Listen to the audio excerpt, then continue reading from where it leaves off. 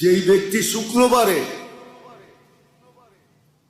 জুমার নামাজের পরে 7 বার সূরা ইখলাস, 7 বার ফালাক, 7 বার নাচ পড়বে, আগামী শুক্রবার পর্যন্ত সমস্ত বিপজ্জনক রোগ ব্যাধির থেকে নিরাপদ থাকবে।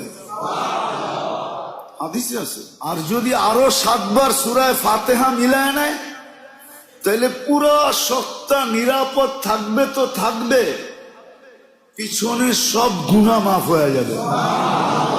কাফারাতুজ যুনুব।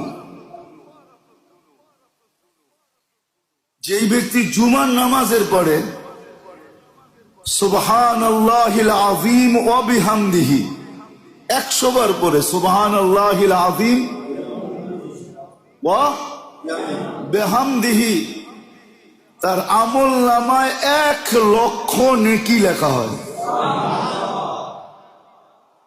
কি পারবেন এক সপ্তাহে 1 লক্ষ গুনাহ করতে?